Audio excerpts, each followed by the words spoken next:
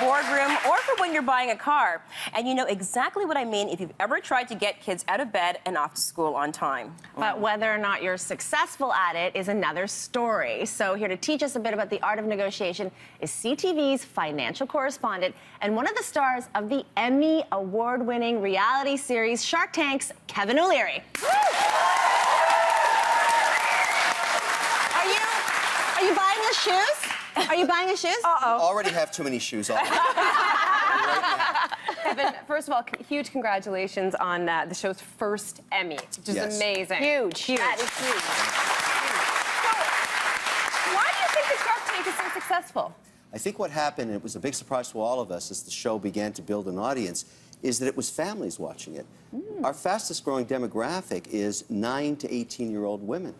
And so families sit down, watch Shark Tank, and it's been a big hit. And as a result, we finally, you know, we were nominated 2 other times and lost. I didn't even go this year. I thought we were going to lose again. And then, bang, we win. I'm so excited about it. Where have you put your Emmy? Just...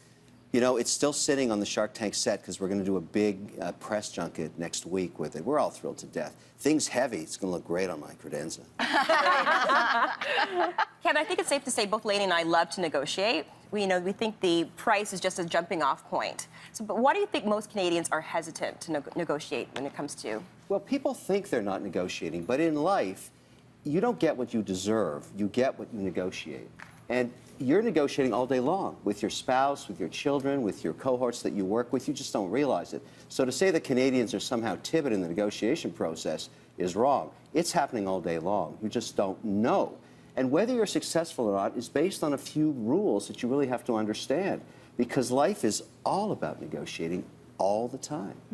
So we asked our viewers then to submit their questions for Kevin on our social media pages if they wanted advice on negotiating. And the first question comes from Lisa on Twitter. So Lisa wants to know, hubby and I are going on vacation and can only do 3 excursions and can't agree on anything. How do I make sure 2 of them are mine, me, mine? This is great. This is great. Well, the first thing to realize about negotiating, if you want to be successful, is you can't have everything you want all the time. A successful negotiation leaves you in a place where you feel that you left something on the table. That means the person you were working with feels they got something too. That's the essence of a good marriage, by the way, because if you always go to a destination that you want, leaving your spouse's decisions or like off the table, she or he will resent it. It will cause a friction in your relationship. So the way this deal works is, if she wants 2 of those places to be hers, and she's going to give her hubby 1 other, she owes him something else. That's just the way I Were you watching the first part? I Tracy certainly and I was. can help with that. I always say you have to give somebody something to say no to. They want to be able to say no to something. They have to feel when they leave the table or the discussion, they also got something out of it. If you constantly think a good negotiation is where you win everything, you're basically losing, actually. You're destroying a relationship with somebody. Great negotiation is built on trust and the ability to give something back all the time. And the minute you ever go into, and think about this, when you're negotiating with a child or your spouse, if you're ever untrustworthy, you've damaged that relationship forever. It's better to be truthful than to ever lie about anything. Tell the truth, take the heat, just don't lie. And this goes right to the fact of whether you're honest, you know, in your relationship or not about all things. So if you ever lie to your husband or vice versa, they're going to find out eventually, and it will put a wedge in that relationship forever.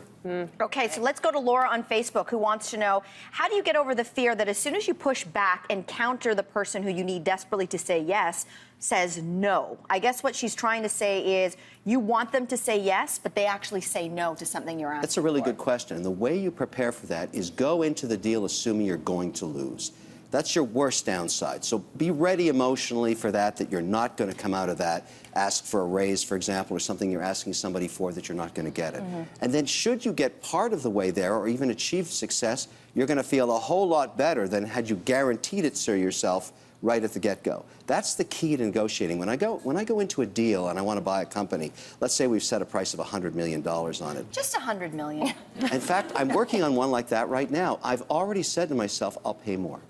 I've already got to the place that I'm going to pay more, even though I'm going to try very hard to hold the line. Do you need any partners? But it's true. That's what you have to do. You have to set goals that you're going to live with. You have to have some Even with yourself, you've got to have some flexibility. That's what life's about. Okay, we have a Facebook question now from Michelle. She asks, my son is 7 years old, and I want to teach him how to be good at negotiating because I think it's a valuable life skill. Michelle, really? Because he'll be negotiating with you. But how do I do it when he's so young? This is a great question. And you know, here's the thing. It's not 7. You start at 5 years old.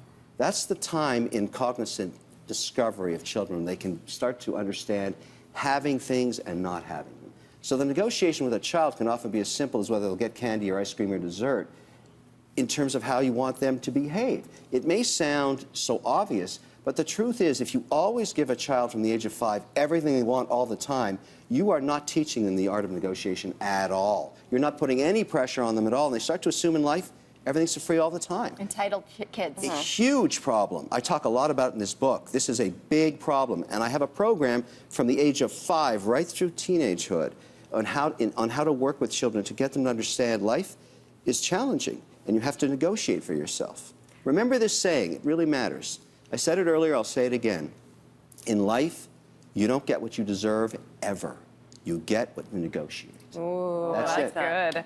Okay, so this next question comes from Dion on Twitter, who asks, how do you negotiate for something when the seller knows much more about the product or service than you do? And I think this is something that, I mean, not to stereotype, but women come up against. I know I do. I know nothing about cars, for example. So how do I negotiate, you know, making sure that I'm getting the best rate when I'm not informed?